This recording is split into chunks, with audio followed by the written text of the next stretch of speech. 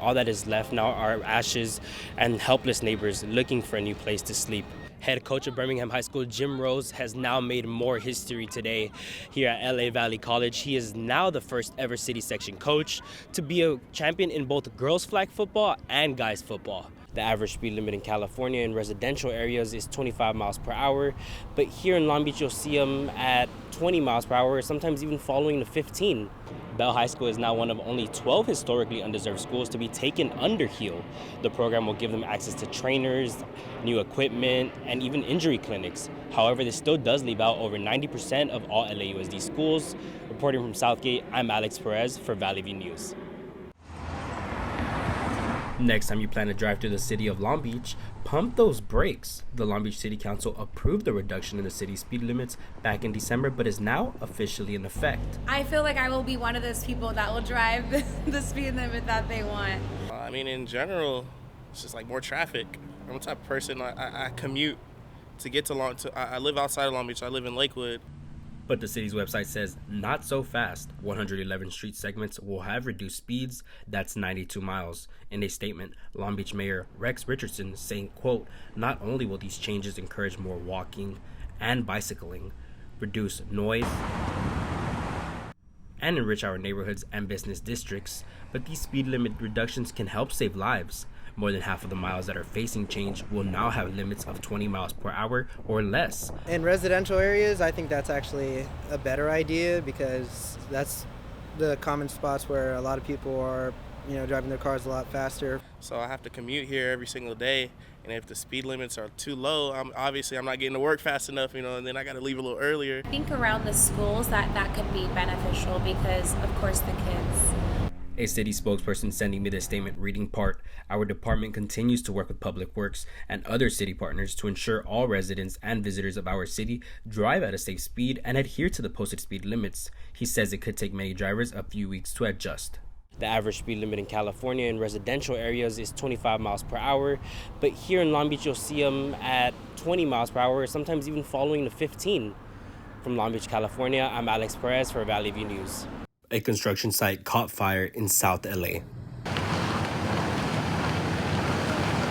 More than 100 LA City firefighters were on the ground last Tuesday morning to try and quickly extinguish the fast-moving flames, but the blaze was strong to contain, spreading to buildings and cars around the fourplex, leaving many homeless for the night.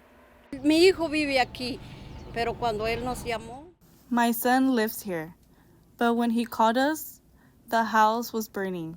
We came quick and everything was burning. All the trees were gone.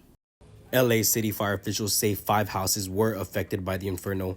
2 victims, both over 60 years old, were sent to the hospital with critical burns, and a 30-year-old was treated on the scene for minor injuries. Ellos apenas salieron, él se quemó la garganta. They barely got out. He burned his throat and it was a disaster, a fatal one. Everything went to waste. Some helped rescue and others didn't. One of the bigger challenges firefighters faced was trying to calm the fire down while voltage lines were also burning at the same time. Arson investigators are now trying to determine the cause of the fire. It is unclear when displaced residents will be able to go back home. All that is left now are ashes and helpless neighbors looking for a new place to sleep. Reporting from Los Angeles, California, I'm Alex Perez for Valley View News. The beginning of a new era in high school sports where girls are also champions in football.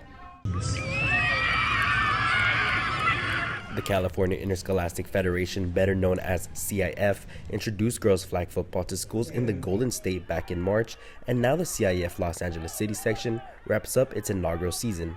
Birmingham High School head coach Jim Rose says he thinks the sport is going to grow even more. The kids are starting to see, and it's getting a little publicity, and something like this is great for the girls, and so I think you're going to see a lot more girls trying out. Sure enough, the sport drew enough attention this season to end here at Rick Prison Stadium in Lake Balboa, where the Birmingham Patriots took on the San Pedro Pirates for the Open Division City Section Championship. Last Saturday's game began with a couple of shutout drives to start, but both teams ended up scoring with under 2 minutes in the first half to tie it up at 6. Birmingham then scored in the second half.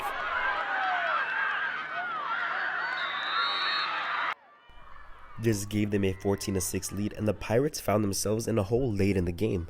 The Pirates then had one last chance to send it to overtime and completed the pass, but a flag was thrown on the play that forced a turnaround downs, crowning the Birmingham Patriots the first ever Open Division City champions of flag football. Just play our game. We're a second half team and we stuck to it. We just had to make some adjustments on a couple of their plays we were running. But I mean, we've done well on defense all year. They didn't get rattled by being down. And I mean, everything from there, we were good. At the beginning of the season, many questioned whether girls would even want to play flag football. Now we're crowning our first ever city champions, and girls flag football continues to grow. Reporting from Birmingham, California, I'm Alex Perez for Valley View News. Thousands of LAUSD high school students are currently participating in sports all across Los Angeles County. According to the California Athletic Trainers Association, about 95% of schools in the district do not have athletic trainers, and California remains the only state that doesn't mandate high schools to provide an athletic trainer or have licensing and regulations in place for them. Leonardo Contreras is a student athlete at Southgate High School and says his team has struggled this year as a result of it. There's some players that don't play in games where they can probably be cleared to play, or there's instances where they feel like they can play and they don't play because we don't have anybody to let us know if we're good enough to play and clear us. Southgate High remains one of many that don't have a trainer. Southgate coach Francisco Saldana says students deserve better. Number one priority is student safety, and as coaches, that's our number one priority. Football is second nature. We try our best always to do what's best for the student athlete, and we need all the help we could get. Unlike Southgate, Bell High School found itself in a position to gain an athletic trainer through a nonprofit organization. The Helping Enrich Athletes' Lives program, also known as HEAL, helps thousands of students on and off the field. I feel that comes to a great necessity to the fulfillment of our needs. Not just that, but because we live in a community that we're not accommodated to having athletic trainer. Everybody, when they heard we're going to get an athletic trainer, they were like, what's that? Bell High School is now one of only 12 historically undeserved schools to be taken under HEAL. The program will give them access to trainers, new equipment, and even injury clinics. However, this still does leave out over 90% of all LAUSD schools. Reporting from Southgate, I'm Alex Perez for Valley View News.